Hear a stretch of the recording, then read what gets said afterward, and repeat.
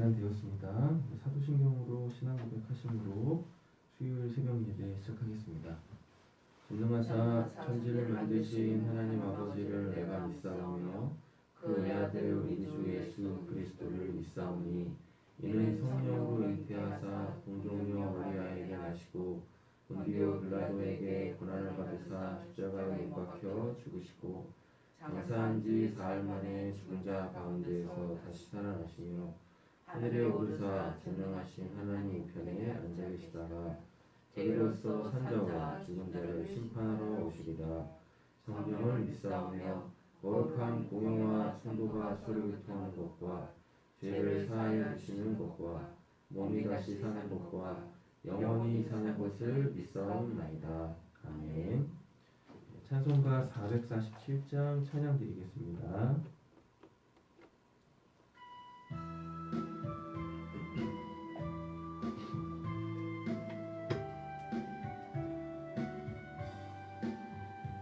이 세상 끝날까지 주 섬겨 살리니 내 친구 되신 주여 늘 함께 하소서.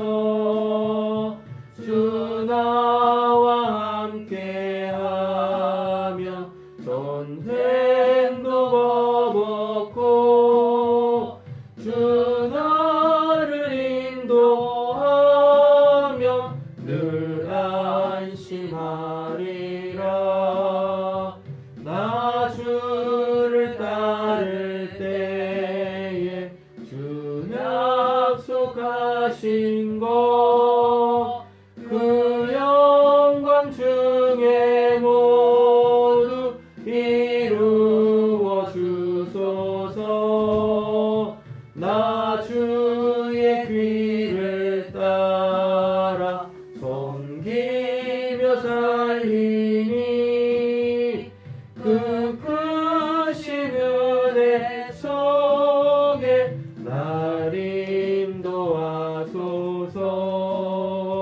이 세상 온갖 시험 내 마음을 흔들고 저 악한 원수들이 안팎에 있으나 주 나를 돌보시사 내 방패 되시고 내 옆에 계신 것을 늘 알게 하소서. 저 영광 빛난 곳을 주 허락했으니 그 허락하신 곳을 늘 사모합니다. 끝까지 쉬지 않고 주 따라가리니 주 넓은 사랑 안에 늘 인도하소서.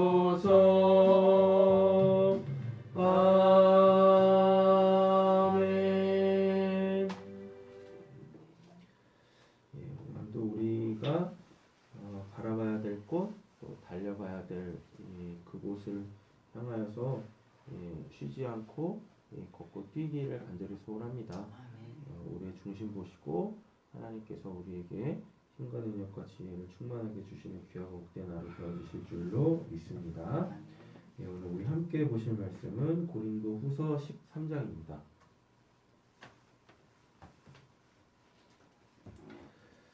고린도 후서 13장에서는 이제 사도 바울이 마지막으로 이야기해주고 싶은 내용들로 기록이 되어져 있고요. 그리고 13장은 이제 다른 서신서들하고는 좀 다른 형식을 갖고 있습니다. 사도 바울이 이제 일반적으로 지역에 있는 교회에게 편지를 쓰고 마지막에는 꼭 안부를 묻거든요. 누가 잘 있고 누구한테 인사하고 이렇게 서로에 대한 안부 그것은 우리가 비록 살아가고 신앙하는 그 공간적 위치는 다르지만 우리는 그리스도 안에서 하나다. 서로 사랑해야 되고 그러니까 살아가는 삶의 터전이 다르다고 해서 신앙하는 곳이 다르다고 해가지고 그들은 뭐 자기네들 알아서 하겠지 이러지 말고 우리가 야, 저 천국을 바라보면서 천국에서는 어차피 다 같이 있을 거 아니겠습니까? 뭐 같이 있는 것을 넘어서서 우리가 한 몸으로 또 있을 거란 말이에요. 한 몸과 같이 있을 거란 말입니다. 그래서 그런 것들에 대한 내용들이 꼭 있었어요. 그래서 나와 함께한 누구는 누구에게 안보하고 이런 내용이 있었는데 고린도후서 13장에는 그런 내용이 없다. 예, 그리고 되게 이렇게 좀 격양되어져 있는 어조로 13장을 써놓고 있습니다. 그래서 심지어는 뭐 본문을 자세히 보시면 아시겠지만 만약에 그 잘못된 거 회개하지 않으면 그러니까 새로워지지 않으면 내가 가서 당신들을 용서하지 않을 거야 라고까지 이렇게 얘기를 해요. 예. 그 전에는 뭐라 그래요? 뭐 용서 빨리 회개해라. 또 서로 용서하라. 용납하고 이해하라. 라고 얘기하는데 희한하게 고린도후서 13장에서는 만약에 회개하지 않으면 그래서 죄가 여전히 교회 안에 있으면 내가 가서 용서하지 않을 거야. 라고 아주 강력하게 이야기를 하고 있습니다. 그리고 마지막 그 13절에서는 그 유명한 그 축도가 나와요. 예. 그러니까 이제 그 뭐 다른 교단은 잘 모르겠지만 우리 그 장로교에서 공적인 예배가 끝날 때 목사님들이 이렇게 두 손 들고 축도하잖아요. 축복기도 하잖아요. 그거의 전문이 본문에 이렇게 13절 13절에 기록이 되어져 있습니다. 예. 그래서 좀 다르게 이 고린도후서 13장은 이렇게 강력한 메시지를 전하면서도 불구하고 이렇게 이 성부성자 성자의 성령의 이름으로 축복하는 축도의 내용도 담겨져 있습니다. 자세하게 보겠습니다. 나는 지금 세 번째로 여러분을 방문하려고 합니다. 모든 소송 사건은 두세 증인의 말을 근거로 하여 결정지어야 합니다. 내가 두 번째로 여러분을 방문했을 때 전에 범죄한 사람과 또 그 밖에 모든 사람에게 미리 말한 바와 같이 지금 떨어져 있으면서도 다시 말하여 듭니다. 내가 이번에 다시 하면 그러한 사람들을 두지 않겠습니다. 네, 그러니까 이렇게 편지도 보내고 그리고 방문했을 때 고린도 교회의 문제에도 그 죄악성이겠죠. 또 얘기해줘서 이거는 회개하셔야 됩니다. 그리고 이 부분을 우리의 구원의 영역으로 끌고 들어가서 반드시 해결받아야 됩니다. 그 부분 반드시 새로워져야 됩니다. 라고 수차례 얘기했는데도 불구하고 전혀 바뀜이 없는 거죠. 예, 그러니까 신앙이 실제적 그들의 삶에 어떠한 영향을 못 끼치는 겁니다. 쉽게 말하면은 은혜를 받았지만 그 은혜로 살지 않는 거죠. 예, 이렇게 계속되어지면 은혜가 부패해요. 예, 그럼 그런 곳에는 이제 하나님이 은혜조차도 베푸시지를 않는 거예요. 예, 그러면은 까딱 잘못했다가는 이들이 착각할 수 있습니다. 아유 그래도 뭐 난 죽어서 천국 갈 수 있겠지? 그런 거 없어요. 예, 그런 거 없다니까요. 근데 꼭 뭐 성경 그 어디에도 그러한 내용은 없는데 이게 이제 신학이 발달하면서 발전하면서 신학이 왜 발전하는지 모르겠지만 신학이 발전하면서 한 번 구원받은 한 번 구원받은 것은 무효가 되지 않는다고 뭐 이딴 얘기들을 신학에서 한단 말이에요. 네. 근데 자칫 삶이 변화되지 않는데 즉 하나님의 은혜가 우리를 하나님의 사람으로 온전케 하지 않는데 그냥 그 상태에서 딱 머물러 버리는데 하나님이 그들을 구원하시겠는가? 구원 안 해요. 하실 수가 없어요. 은혜를 줘도 그들이 구원을 안 받겠다고 하는데 어떻게 하나님께서 무슨 도살장에 끌려가는 소 마냥 이렇게 강제적으로 천국을 끌고 가냐고요. 천국은 절대 그런 곳이 아닙니다. 본도 절대 그런 곳이 아니고. 예. 그래서 사도 바울이 이렇게 강력하게 얘기하는 거예요. 내가 다시 가면 용서하지 아니하리라. 난 가만두지 않겠다. 이게 무슨 뭐 사도 바울이 뭐 감정적으로 열받아가지고 그러는 게 아닙니다. 뭐에 달려 있으니까? 구원에 달려 있으니까요. 아니 지금까지 이렇게 신앙생활한 게 수포로 들어가면은 안 되는 거지 않습니까? 그잖아요. 네. 그래서 우리의 이 신앙, 즉 은혜를 받았으면 그 은혜로 살아야 된다. 그럼 그 은혜로 산다라는 것이 무엇이겠습니까? 이제 뒷부분에 나옵니다. 우리의 온전케 됨. 네. 불완전하고 온전치 못한 우리가 하나님의 그 거룩이라는 것으로 이렇게 온전케 되어지는 건 이것이 우리의 구원이어야 한다라는 얘기입니다. 우리 솔직히 하나님 믿어도 우리 온전하지 않잖아요. 예, 그렇지 않습니까? 불완전하고 그런 부분들을 자꾸 천국을 하나님을 기준으로 나를 뒤돌아보는 겁니다. 나를 계속 점검하는 거예요. 아, 내가 이런데, 아, 내가 또 이렇게도 하네. 이 부분은 이대로 계속 가면 안 되는 게 분명한데, 예. 그 부분에 대해서 은혜가 계속 주어지지 않습니까? 말씀을 통하여서 교제를 통하여 내 삶에서 일어나는 현상 속에서도 보면 계속 그런 문제들이 흐트러지게 나온다고요. 그럼 그거 갖고 하나님 앞에 나아가야죠. 그게 신앙인 거지. 하나님 제가 이래요. 아무리 봐도 이렇게는 살아서 안 될 것 같습니다. 신앙에서 안 될 것 같습니다. 하나님 이 부분을 해결해 주십시오. 그럼 제가 뭘 해결해야 되겠습니까? 그럼 하나님이 구체적으로 알려주실 거예요. 이거야. 이렇게 해야 돼. 안 알려주세요? 회개부터 하세요. 그런 겁니다. 알려주세요. 안 알려주시겠습니까? 구원하신 분이 야 이제부터 네가 알아서 구원 받아봐 이러시겠습니까? 적어도 제가 아는 하나님은 그런 하나님이 아니세요. 시시콜콜한 것까지 다 알려주십니다. 이거야 저거야. 예. 그렇죠. 예. 아니 배운 게 없는데 알려주는 게 없는데 어떻게 알겠냐고요. 그러니까 우리가 애들이 때 되면 어디 보내요? 어린이집 보내고 유치원 보내고 학교 보내잖아요. 내가 알려줄 수 없으니까 그거 잘 알려주는 곳으로 보내가지고 배우라고. 그래서 그렇게 살아가라고. 그러잖아요. 하나님도 똑같습니다. 신명기만 보세요. 신명기만. 예. 신명기에 보면 앉아있을 때나 서있을 때나 누워있을 때나 하나님의 말씀을 강론하라고 그래요. 강론이 뭔데요? 자세하게 알려주는 겁니다. 이건 이런 거야. 저건 저런 거야. 이렇게. 원론만 가르쳐주는 것이 아니라 어떻게 해요? 그 원론을 가지고 삶을 빗대어서 말씀이 지금 이런데 너 지금 삶이 이렇잖아. 여기서 지금 충돌이 일어나잖아. 그래서 불편하잖아. 힘들잖아. 완전하지 않잖아. 이거 다 이렇게 바꿔서 적용해서 하나님의 사람으로 살아야지. 라고 성경은 하나님은 아주 자세하게 가르쳐주고 있습니다. 아니신 것처럼 모르겠어요. 이런 정답이시고 3절이죠.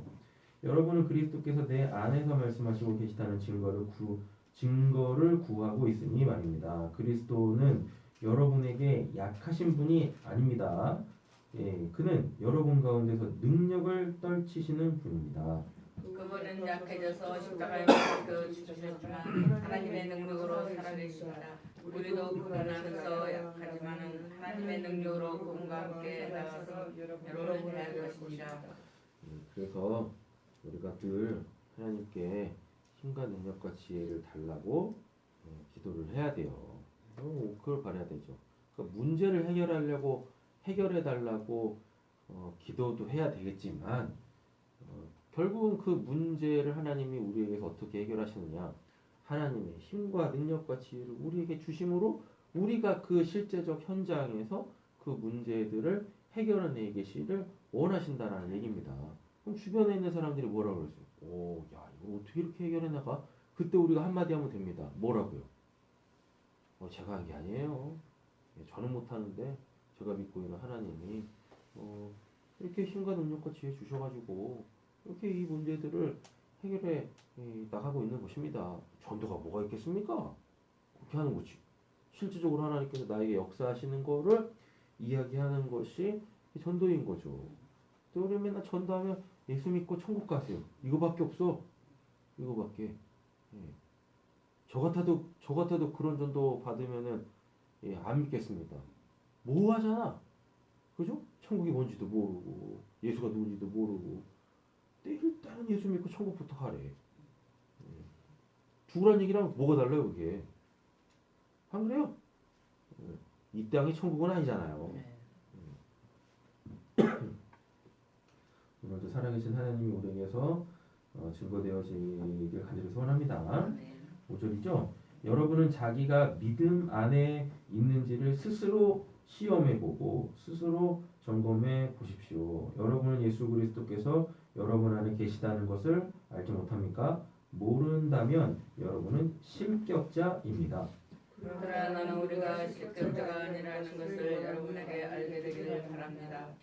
우리는 여러분이 악을 저지르지 않게 되기를 하나님께 기도합니다. 그것은 우리가 합격자임을 드러내려는 것이 아니라 우리는 실격자인 것처럼 보일지라도 여러분만은 옳은 일을 하게 하려고 하는 것입니다.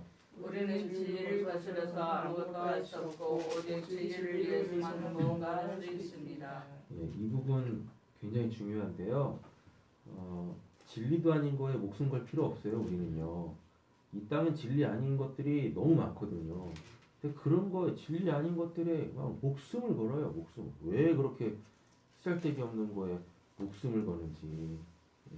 그래서 진리는 우리가 칼이 들어와도 지켜야죠. 그죠? 그런데 진리가 아닌 비진리들에 대해서는 우리가 뭐 할 필요가 있는 거예요? 자유할 필요가 있는 겁니다. 타협할 줄도 알고 조율할 줄도 알아야 되는 거예요. 거기에 막 목숨을 걸어요. 목숨을. 자, 그러면 진리와 비진리가 뭐냐면 진리는 실제적으로 있는 거죠. 맞죠? 그러면 그 실제적으로 있는 거는 영원한 겁니다. 그건 하나님밖에 없어요. 천국밖에 없고 믿음, 소망, 사랑밖에 없단 말이에요. 그렇지 않습니까? 그런데 그런 것들은 다 지금 추상적이잖아요. 하나님은 실제로 살아계신데도 불구하고 하나님을 실질적으로 만나보지도 못했고 이렇습니다. 그러니까 상당 부분 하나님에 대한 믿음 그리고 그 믿음의 내용들 이런 것들이 너무 관념적이고 추상적이에요. 그렇다고 해가지고 안 믿는 건 아니거든.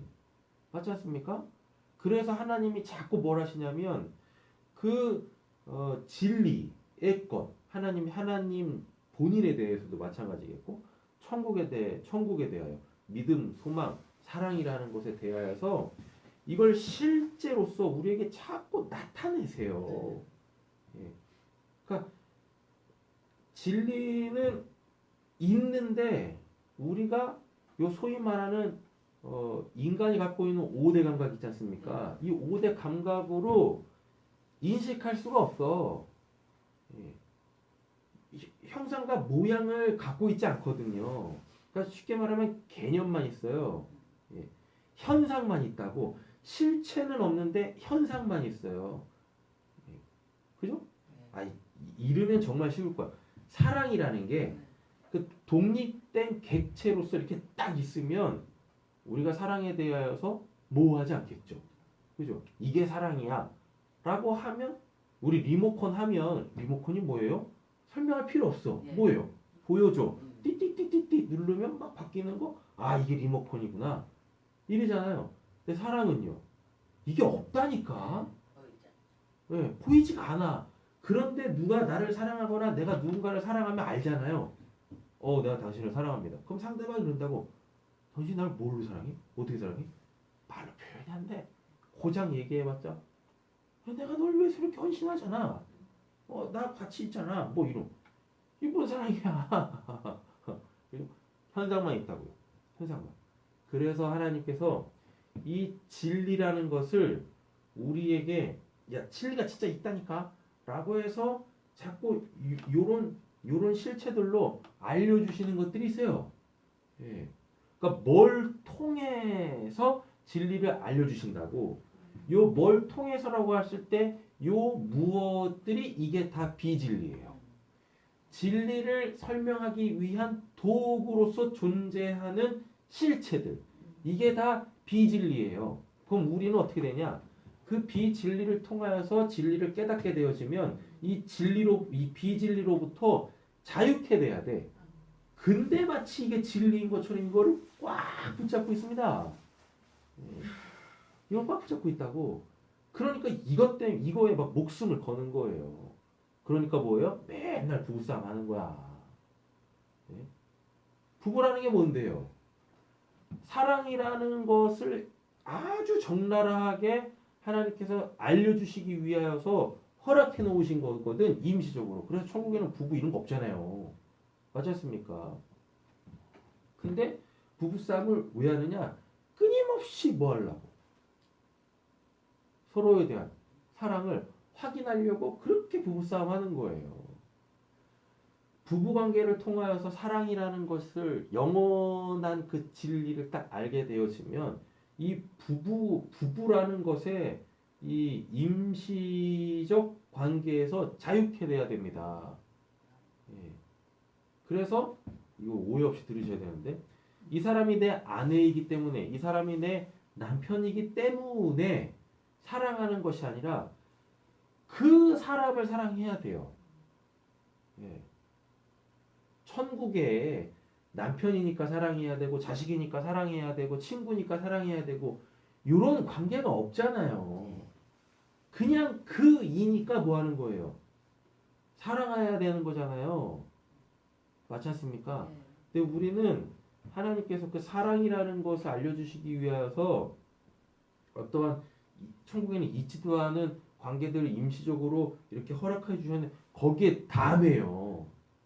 거기에 부모라는 것, 부부라는 것에 매이고 부모 자식이라는 것에 매이고 다 매요. 다 매인다니까. 그러니까 그 비진리에 다 목숨을 거는 겁니다. 비진리에 목숨을 거는 거. 이게 좀 설명이 됐나 모르겠네.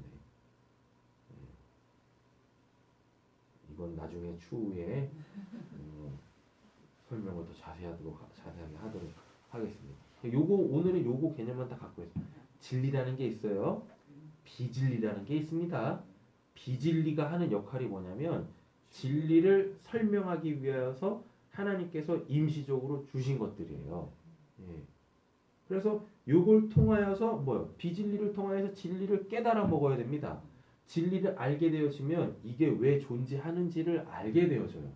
비진리가 왜 있어야 되는지를 알게 되어집니다. 아는 순간 비진리로부터 자유케 되어져요. 가장 또 적나라한 거 있습니다. 우리는 이 땅에서 뭐 없으면 못 살아요. 그죠?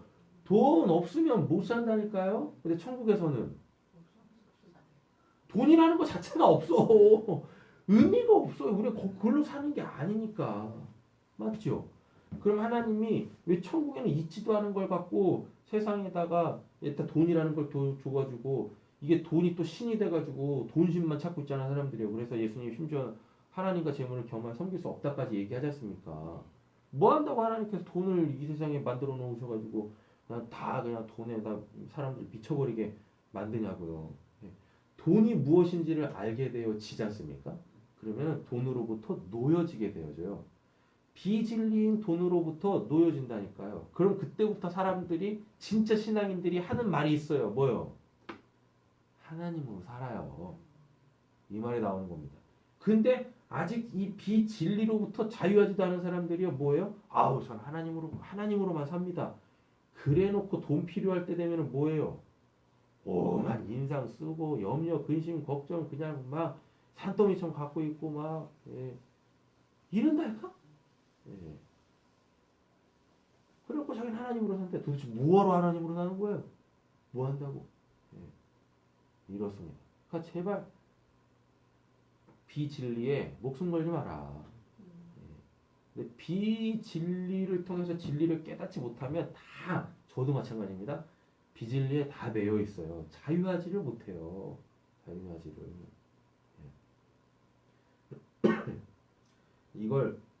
이거를 딱 깨달아 가지고 사도 바울이 서신서에서 쓴 내용이 있습니다.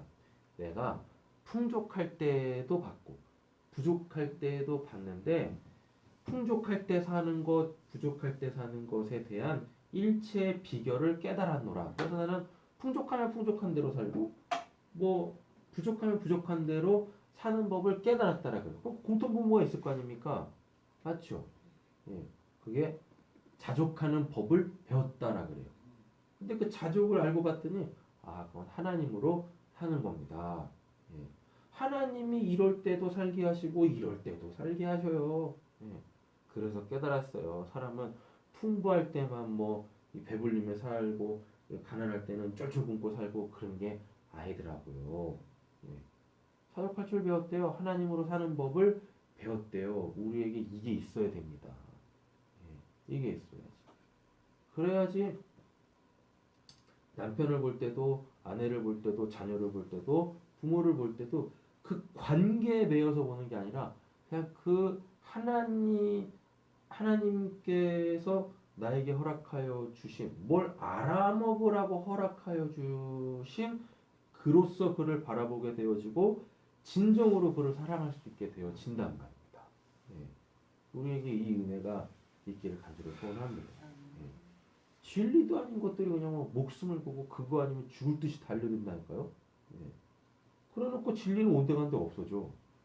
보면 하나님도 없어, 사랑도 없어, 믿음도 없고, 소망도 없고, 천국도 없어. 다 지옥을 살아.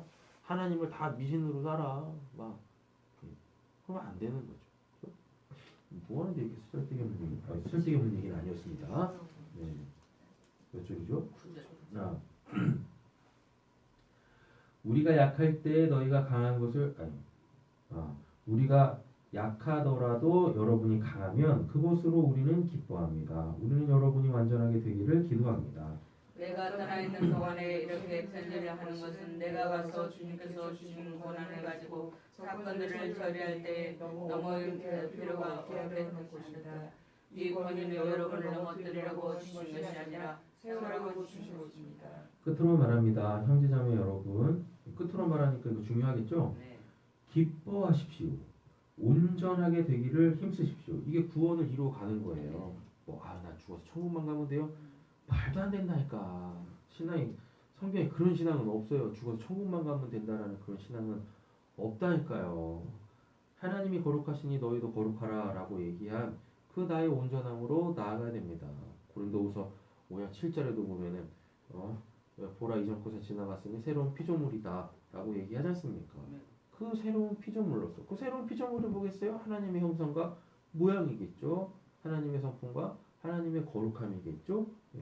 우리는 그걸 향해서 나아가는 겁니다. 그래서 누군가 우리를 봤을 때 야 진짜 당신 보면 하나님의 살아계심이 진짜 보여요. 나도 그래서 하나님 믿어야 되겠습니다. 이렇게 나와야 되는 거지. 예. 서로 격려하십시오. 같은 마음을 품으십시오. 화평하게 지내십시오. 그리하면 사랑과 평화의 하나님께서 여러분과 함께 하실 것입니다. 거룩한 입맞춤으로 서로 인사하십시오. 모든 성도와 여러분의 무난합니다. 주 예수 그리스도의 은혜와 하나님의 사랑과 성령의 사귐이 여러분 모두와 함께 하기를 빕니다. 아멘. 마지막에 13절 가지고 마음껏 축복하며 사세요. 이거는 목사님들이 예배 시간 때만 하는 축도 내용 아닙니까? 아니 성경 이게 내 성경이잖아. 맞잖아요. 예. 요 13절 말씀도 우리 성도님 거 아니겠습니까? 맞죠? 마음껏 축복하세요. 예. 이번 주에 한번 보겠습니다. 돌아오는 주에 한번 보겠습니다. 예. 딱 봐가지고 김상영 원사님이 딱 축도 하셔야 되겠다. 예. 진짜 이번 주 진짜 그렇게 합니다. 준비들 하세요. 아시죠? 이제부터 예배 마무리 지을 때 제가 축도 안 하려고. 나도 축도 받고 싶어. 나도. 왜 나만 축도해야 되는 거야? 이상한가?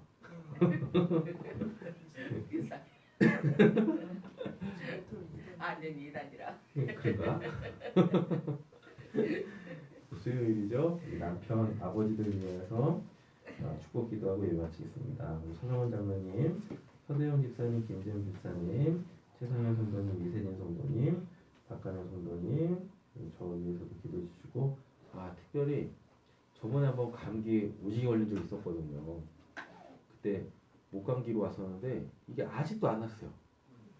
그래가지고 조금만 이렇게 이 기관지를 쓰면 지금도 이렇게 막 기침이 나오잖아요. 계속 기침이 나와요. 그래서 너무 불편합니다.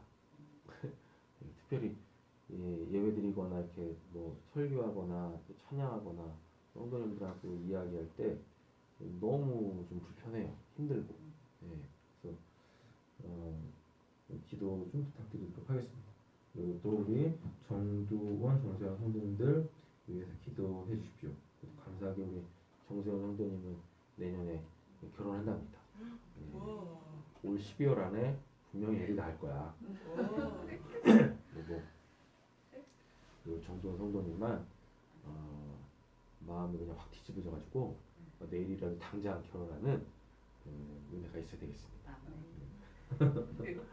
그리고 구원이 필요하죠. 박규철 씨, 전성배 씨 위해서 기도해 주시고 예배 마치겠습니다. 하나님 주 하나님 아버지 감사합니다. 오늘도 우리 남편들 아버지들 위해서 기도할 수 있는 마음으로 해주시니 감사합니다.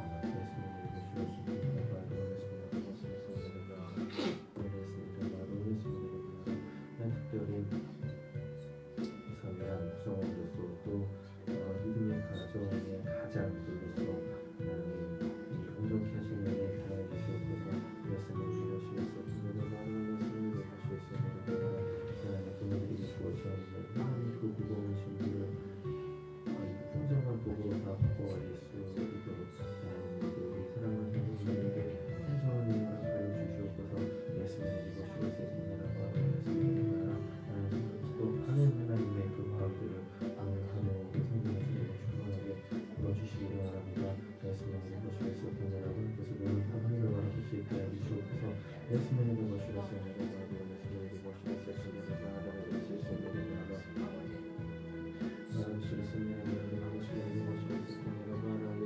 읽어주셔서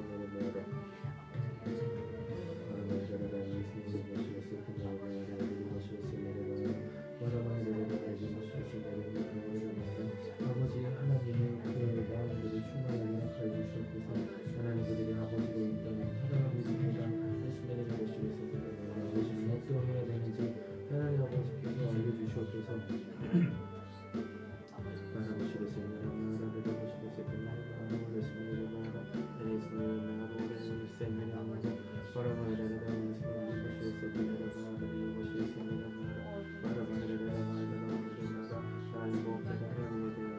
활짝 열게 하시옵소서. 말씀을 읽어보시겠습니다. 마음을 읽어보시겠습니다. 바라바라라고 말씀을 읽어보시겠습니다. 바라바라라고 말씀을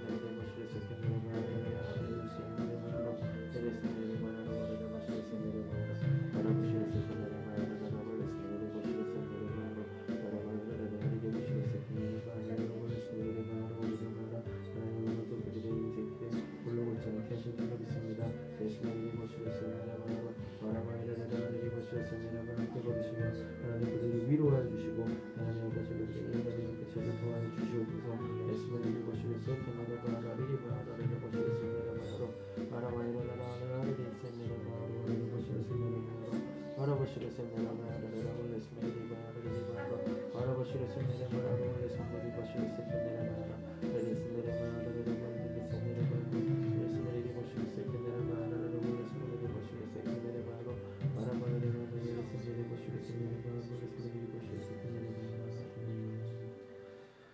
하늘에 계신 우리 아버지여 이름으로 표기하여 받으시오며 나라의 마시며 이루어져 것 같이 땅에서 이루어지이다. 오늘날 우리의 일용할 양식을 주옵시고 우리가 우리에게 죄지은 자를 사해 준 것 같이 우리의 죄를 사해 주옵시고 우리를 시험에 들게 하지 마옵시고 다만 에서 구하옵소서. 대개 나라와 권세와 영광이 아버지께 영원히 있사옵나이다. 아멘. 이어서 기도하시다 저희는 기도하시겠습니다.